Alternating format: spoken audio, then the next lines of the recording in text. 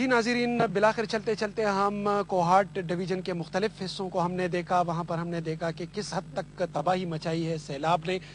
ہم نے یہ بھی دیکھا کہ سینکڑوں مکانات مسمار ہوئے ہیں ان سیلابی ریلوں کے باعث، جبکہ درجنوں افراد جاں بحق ہوئے ان سیلابی ریلوں کے باعث. اور اس وقت بھی ان علاقوں میں امدادی کارروائیاں شروع نہ کی جا سکی، خصوصاً وہ علاقے جو دریائے سندھ کے جو بالکل بارڈر پر واقع ہیں، کوہاٹ ڈسٹرکٹ کے اور دریائے سندھ کے. اس طرح ہم نے یہ بھی دیکھا کہ سیلابی ریلوں کے باعث متعدد علاقوں میں جو وبا ہے، وبائی امراض ہیں، وہ پھوٹ پڑے ہیں. ہم نے کرک میں بھی دیکھا کہ متعدد جگہوں پر تاحال جو تعمیرات کا کام ہے وہ ابھی شروع نہیں کیا جا سکا، لہٰذا متعدد مقامات پر روڈ ٹوٹ پھوٹ کا شکار ہے. اس وقت ہم لکی مروت کے اندر موجود ہیں. یہاں پر بھی درجنوں جو گاؤں ہیں، دیہات ہیں، وہ صفائی ہستی سے مٹ چکے ہیں. اس طرح ہزاروں ایکڑ کی جو اراضی ہے وہ تباہ ہو چکی ہے. اس حوالے سے ہم بات کریں گے. ہمارے ساتھ اس وقت موجود ہیں لکی مروت سے ہمارے نمائندے. ان سے ہم پوچھیں گے کہ نادم خٹک سے کہ کیا صورتحال انہوں نے دیکھی اور اب تک کیا صورتحال ہے. جی نادم، یہ فرمائیے گا کہ اس وقت لکی مروت کس حد تک ڈیمیج ہوا ہے، کتنے لوگ جاں بحق ہوئے ہیں، کتنے جو دیہات ہیں وہ اس سیلابی ریلوں سے متاثر ہوئے ہیں؟ جی ہاں فخر، یہاں پہ لکی مروت میں ہزاروں کی تعداد میں مکانات جو ہیں وہ منہدم ہو گئے ہیں، اور کئی دیہات ایسے ہیں جو صفحہ ہستی سے مٹ گئے ہیں. یہاں تک کہ سرینورن کا جو سٹی ہے تو اس میں بھی سینکڑوں مکانات جو ہے وہ منہدم ہو چکے ہیں. سڑکیں جو ہیں وہ ٹوٹ پھوٹ کی شکار ہیں، اور جو رابطہ پلیں ہیں جگہ جگہ وہ بھی ٹوٹی ہوئی ہیں، اور ہزاروں ایکڑ پر جو کڑی فصلیں ہیں وہ بھی تباہ ہو چکی ہیں. اور اسی طرح تقریباً برساتی نالوں میں جو بہہ گئے ہیں افراد کے کورم میں دریائے گمبھیرے میں جو سیلاب آ گئے ہیں، اس سے دریائے گمبھیرے کا جو پل ہے، رابطہ پل ہے، وہ بھی ٹوٹ پھوٹ کا شکار ہو گیا ہے، کریک ہو گیا ہے، وہ اس پہ ٹریفک بند ہے. اور اسی طرح جو دریائے کرم میں بھی تقریباً 2 بندے جو ہیں وہ بہہ کر جان بحق ہو چکے ہیں. دریائے گمبھیلا میں بھی 2 بندے بہہ کر جان بحق ہو چکے ہیں. اور گزشتہ رات کو جو سیلابی ریلا آیا تھا تترخیل میں، تو اس میں بھی ایک عورت سمیت 2 افراد وہ جان بحق ہو گئے ہیں، اور 11 افراد جو ہے وہ بہا کر لے گئے ہیں، لاپتہ تھے، اور جس کو بعد میں نکال لیا گیا. اور ایک بچی، 2 بچے بھی پانی میں ڈوب کر جان بحق ہو چکے ہیں. اور اسی طرح اس وقت جو صورتحال ہے لکی مروت میں وہ انتہائی ناگفتہ بے ہیں. حالات جو ہے وہ سڑکیں بہت خراب ہیں، اور یہاں پہ اس میں یہ ہے کہ دریا گمبھیلا کے کنارے جو سکول واقع ہیں وہ تباہ ہو چکے ہیں. تترخیل میں 2 پرائمری سکول ہیں وہ تباہ ہو چکے ہیں. ایک گرلز ہائی سیکنڈری سکول ہے، اس کی بیرونی دیوار گر چکی ہے، اس کو بھی کافی نقصان پہنچا ہے. ایکسچینج ہے تترخیل میں، وہ بھی افیکٹڈ ہوا ہے. اور غزنی خیل میں اسی طرح جو دکانیں ہیں، کاروبار ہے، وہ اس کی تقریباً 6-7 دکانیں ہیں وہ گر کر تباہ ہو گئی ہے. اور غزنی خیل کا جو ایکسچینج ہے اس کو بھی کافی حد تک نقصان پہنچ چکا ہے. اور اسی طرح جو ہمارے سرینورن کے گورنمنٹ ڈگری کالج ہے تو اس میں بھی تقریباً 7 فٹ تک پانی کڑا تھا، جس کی وجہ سے اس کو نقصان پہنچا ہے. اور اس کے ساتھ ساتھ زرعی ریسرچ اسٹیشن ہے، اسی میں بھی یہی حال ہے کہ اس کی دیواریں کریک ہو چکی ہے. اور اسی طرح فخر ان سے وبائی امراض بھی یہاں بھی پھوٹ پڑے ہیں. سرینورنگ میں اسپتال میں ابھی جو تھوڑی دیر پہلے جب میں نے رابطہ کیا تو وہاں پر کئی مریض ہیضے میں مبتلا ہو کر سرینورنگ میں آ چکے ہیں. اور اسی طرح جو پرائیویٹ کلینک ہے تو کافی مریض پرائیویٹ کلینک میں بھی آ رہے ہیں. اور اس سے جو مواصلات کا جو نظام ہے وہ سارا درہم برہم ہے. ٹیلی فون بھی کبھی کام کر رہے ہیں، کبھی نہیں کر رہے ہیں. بجلی کا بھی یہی حال ہے کہ 12 گھنٹے تک، 18 گھنٹے تک ان حالات میں بھی لوڈ شیڈنگ ہوتی ہے، بجلی نہیں ہوتی.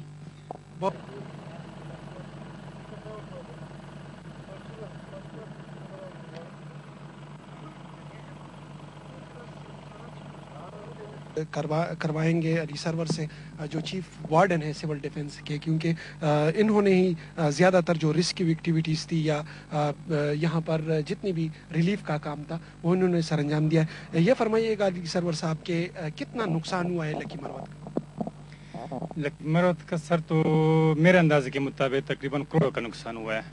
جہاں پہ ہم کھڑے ہیں ابھی یہ ٹینٹ نظر آ رہے ہیں، یہ وہاں سے کوٹ کا خاندان بولتے ہیں اس گاؤں کو، وہ مکمل تباہ ہو چکا ہے. گھر تباہ ہو چکے ہیں، ان کا جو سامان تھا وہ پانی میں بہہ چکا ہے. ہم جو ہی ہمیں اطلاع ملی، ہم یہاں پہ سارا پانی بہ رہا تھا.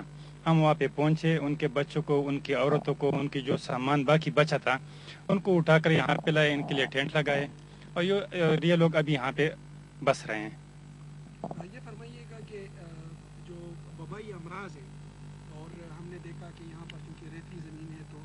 سیلاب اترنے کے بعد ہم نے دیکھا کہ جگہ جگہ پر مردہ سانپ پڑے ہوئے، اس حوالے سے کوئی تدابیر کی گئی؟ تدابیر بھی ہو رہے ہیں سر، جتنی بھی ڈاکٹر ہیں لکی مروت میں وہ سارے چکر لگاتے ہیں، دورے کرتے ہیں، دوائی بھی دیتے ہیں، لیکن ڈسٹرکٹ لکی مروت تقریباً مکمل متاثر ہو چکا ہے. اتنی سہولیات بھی نہیں ہے ہمارے پاس کہ مطلب ڈاکٹر صاحبان گھر گھر بھی چلے جائیں، گاؤں گاؤں پہ چلے جائیں، لیکن جتنا بھی ہو سکتا ہے وہ کر رہے ہیں، لیکن ناکافی ہے. یہ فرمائیے گا کہ روڈز اور جو پل تھے وہ کس حد تک ڈیمیج ہوئے؟ تقریباً 70-80% تک تقریباً ڈیمیج چکے ہیں، اور ان کی وجہ سے بہت زیادہ مشکل کا سامنا کرنا پڑتا ہے. مطلب ہے یہ جو گاؤں ہے یہاں پہ دوائی پہنچانا، لکی مروت سے پانی ٹینک کے ذریعے پہنچانا بہت مشکل ہوتا ہے. انعام آئے تو اس کا ہم نے یہ کیا ہے کہ مختلف پیکیجز سے پرچیز کیا ہے، مختلف پیکیجز بنا کے تتر خیل میں، غزنی خیل میں، جہاں جہاں بھی نقصان ہوا ہے وہاں ہم نے پیکیجز دینے کا وہ کیا ہے. اور پچھلے 1-2 دن سے ہم باقاعدہ ضلعی انتظامیہ کے ساتھ ایک رابطے میں ہیں اور کوشش کر رہے ہیں مختلف ڈونر ادھر آئیں، اور جہاں تک ریلیف پیکج کا مسئلہ ہے، معاملہ ہے، تو میرے خیال میں ضلعی انتظامیہ سے کچھ غلطیاں بھی ہوئی ہیں، اور اس کا ہم یہ کہہ سکتے ہیں کہ ایک سیاسی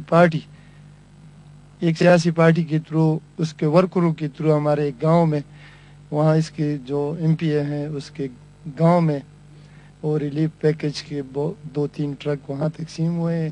غیر منصفانہ طور پر وہاں چونکہ اتنا نقصان نہیں ہوا ہے، اس کے باوجود چونکہ اس کا آبائی گاؤں تھا تو اس میں سے خزدن وہاں یہ متاثرین کا سامان غیر منصفانہ طریقے سے تقسیم ہوا ہے. اور اب ہم یہ توقع رکھتے ہیں اور یہ حکومت سے مطالبہ کرتے ہیں کہ جہاں تک ریلیف کا تعلق تھا، ٹھیک ہے جس طرح بھی ہوا اس کا ازالہ ہونا چاہیے. اور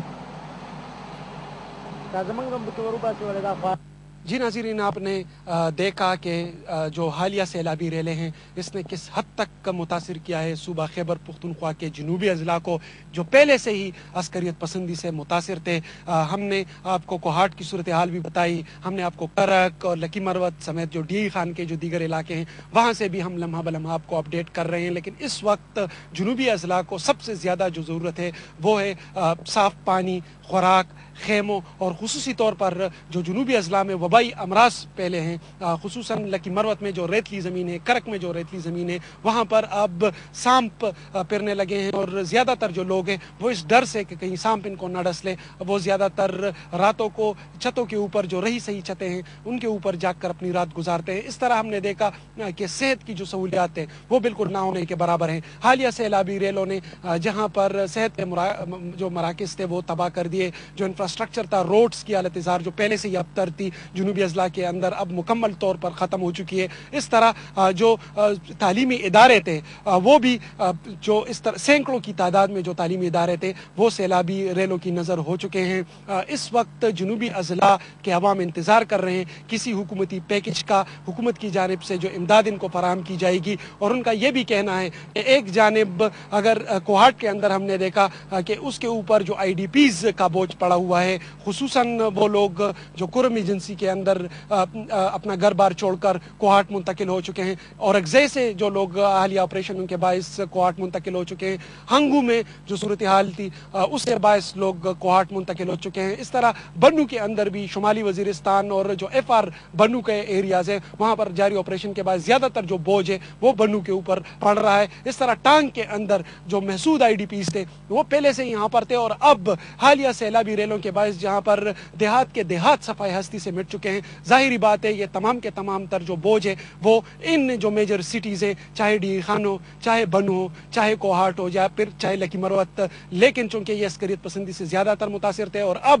جب سیلابی ریلوں سے متاثر ہوئے تو ان کی جو رہی صحیح زندگی کی امید تھی وہ بھی دم توڑتی جا رہی ہے. ہم اپنی کوریج جاری رکھے ہوئے ہیں، ہم آپ کو اپڈیٹ کریں گے جو جنوبی اضلاع ہیں صوبہ خیبر پختونخوا کے، اور جو FR جو نیم قبائلی علاقے ہیں، اور اس کے ساتھ ساتھ جو قبائلی علاقے ہیں وہاں کی حالت ازار کے حوالے سے. Over to you Farzana.